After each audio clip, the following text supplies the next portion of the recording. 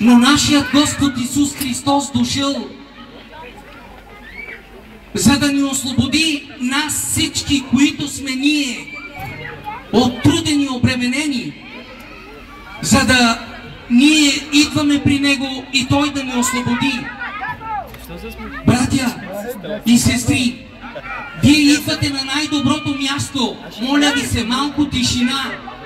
Моля ви се, за да може да слушаме и да приемеме в сърцата си. Иначе, ако ние не слушаме, ние идваме на празно в Божиите служения. Разберете го, това е наш завинаги. Защото Исус Христос е дошъл и Той говорил на учениците си. И учениците му казаха: тежко е това учение, кой може да го изпълни. Но вярвайте, че ние трябва много внимателно да слушаме, за да запечатваме думите на Святия Дух в сърцата ни. И тогава Господ ще изработи това, което иска Той да работи в сърцата ни. Понякогаш ние, когато ние говориме за Бога и готов е неприятелът, Сатана, който може да ни отнеме нашите мисли и ние да мислиме на друго място. И това е много лошо за нас. И за това Господ казва: ако ние не се покаеме, ние ще умреме всички в греховете си. Ако ние идваме при Господа и изповядваме греховете си, и ние имаме страхопочитание от нашия Господ, да пасиме Неговите заповеди, много лошо става тогава. Но когато ние приемаме Господ като личен Спасител и сам Исус Христос, ние отваряме сърцето си и ние го каниме като някой гост. Когато идва някой гост и ние го каниме и ние сервираме най-хубавото ядене пред Него, а Господ Исус Христос, най-скъпата жертва за нас. Не си мислете никога илюзия Исус, защото ние, когато ще страдаме, Исус ще обръща гръб към нас.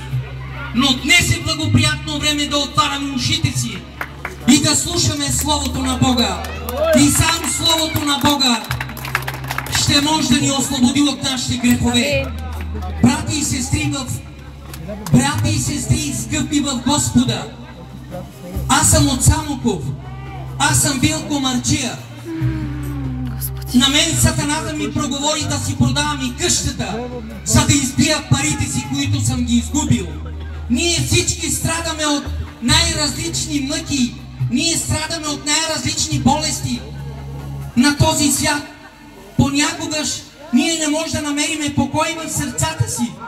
Когато ние получаваме малко пари, ние няма какво да купиме, за да удоволим нашите семейства. И тогава почва роптанието в нашите семейства. И тогава почват мъките. Тогава почва Сатаната да действа и в жената, и в мъжа. И тогава почват проблемите в семействата.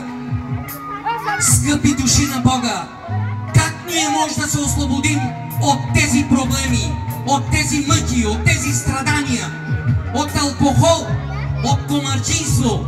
Никога не може ние да се махнем от тази болест. Само Исус Христос може да ни освободи, защото Неговата кръв е най-скъпата кръв. Само чрез Неговата кръв ние може да получаваме освобождение в телата ни, в мислите ни, в сърцата ни. Брати и сестри, когато аз не бех християнин, моята жена беше християнка 12 години и тя ми казваше да стана вярваш. И аз казвам: няма да стана вярваш. Вие сте всички лъжливи в църквата. Вие отивате, но не говорите истината на Бога, на хората. И жена ми казва: ела само да слушаш, няма да се покаеш. И дойде денят, аз не съм послушала нея, не съм ходила в църквите. Но когато дойде деня аз да загубя всичките пари на комара, и тогава идва един глас и ми казва, слушайте внимателно, и ми казва, Чуваш ли какво ти казвам? Толкова ли си възлюбил парите да ги възвърнеш? Или искаш затвор от 15 до 20 години? Или искаш гроб? Или искаш ли да бъдеш при семейството си? Тогава аз помислих върху този въпрос. Кой е този глас? Кой е този глас? За да ми говори толкова точни думи. И дойде втория път. И на третия път аз спрех комара. Отидох си в къщи. Идва ми един глас и ми казва: чуваш ли какво ти казвам? Търси пътят истини и ще го намериш. Аз исках така да го заглушим този глас.